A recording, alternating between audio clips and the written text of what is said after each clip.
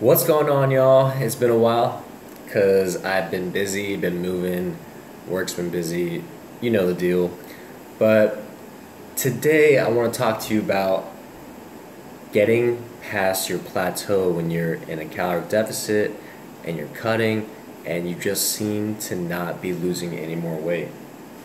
And it seems like everything you're doing is not working that well and you're still hitting your calories and everything. Let's say you're eating 1,800 calories and it's just not budging anymore. Well, maybe you need to decrease it to 1,750 and 1,700. But it's not that easy because you can't just continue to decrease and decrease your calories. Next thing you know, you're going to be eating like 1,300 calories, and that is actually not good for the body. Your body actually starts behaving differently and storing fat because you're at such a big deficit. But, first things first, are you even tracking your macros? Like, let's forget about the 1,700 and 1,800 calories. Like, are you even tracking your macros? Do you even know how to track your macros? Well, a really good way to learn how to track your macros is downloading the app, very widespread right now, the MyFitnessPal. If you haven't been using it, you better use it because that gives you caloric awareness. And by being aware of how many calories you're consuming a day, it actually puts you in the position to lose weight or gain weight better because you're hitting that range where it's going to be effective. So let's say I'm eating 1,800 calories, or that's my target calorie target, and I hit like 1,700 one day, and then 1,900, and then 2,000 the other day. Well, just being aware that I'm going to be in that area, it's actually going to put me in a position to lose weight over a long period of time, because when we do a cut, we want to target the time period for about 3 to 5 months. Guys, I did the 1 month cut, and that was just 1 month of an extreme cutting. Like, don't expect a cutting session to just be 1 month. It's going to be about 3 to 5 months, guys. When I did my 1,800 calorie video a long time ago in like December, I had been cutting for like 3 to 4 months already. And the way I did it, I hit plateaus all along the way. And when I did hit the plateaus, all I did was increase the cardio and continue to hit my calories on a day-to-day basis and not slipping up. Because the way I see it is, when you've been cutting for a while, let's think of a ramp for skateboarding and BMX biking, where it's just a U shape. It's really easy to move around in the bottom section, but in order to get up the slope, it takes a lot more momentum.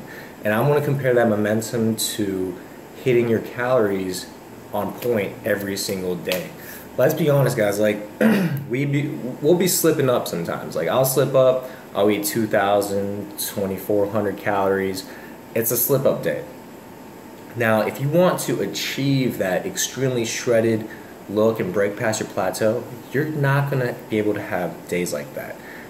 When you're losing weight in the beginning stages, you can slip up and you can have a lot of, snacks and treats to award yourself for cutting, but at the advanced levels and where your body is reaching that max for the amount of shreddedness that your body can contain, you have to be exactly on point and just break through that plateau.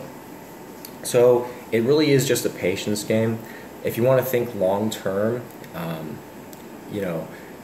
think about it this way: you eat 2,000 calories for 3 months, 6 months even, and you're staying on a very active lifestyle, you're going to be shredded. Trust me. If you do 6 months of 2,000 calories, like, if you're going through a plateau right now, think about how long you've been cutting for. And when was the last time you were bulking? Like, when you were bulking, you're probably eating 3,000 to 5,000 calories every single day.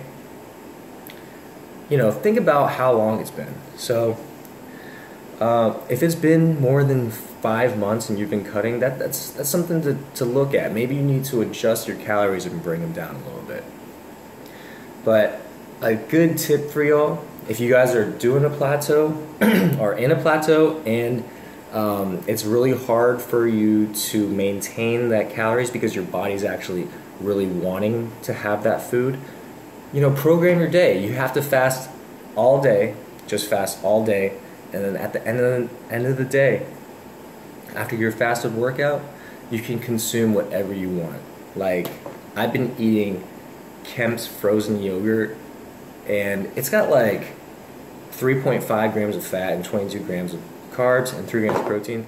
But I'll put it this way: instead of eating rice or potatoes or even crackers or carbs or bread, I'll eat some frozen yogurt to cover my calories. And that's when the IIFYM, if it fits your macros, comes into play, because literally I'm eating frozen yogurt instead of rice and potatoes.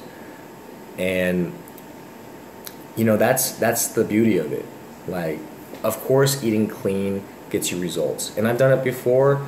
I've gotten results from it, and my 1 month transformation, I was eating clean. But I've also made gains when I'm doing the if it fits your macros, and I'm just eating like yogurt and cookies and whatnot. It's all about tracking your macros and seeing what you can fit into your diet, because I guarantee you, like, you can eat whatever you want, and as long as you stay at a caloric deficit, you will lose weight. Does that make sense? Like, you can eat all carbs if you wanted to, and as long as you're eating 1,800 calories of all carbs, you're going to lose weight, because my body probably demands 2,600 calories as a maintenance. But if I'm eating 1,800, no matter what, my body will lose weight. That pretty much sums it up, guys. I hope that answered your question. I'll be back very soon. Like this video, subscribe if you haven't. I'll see y'all next time.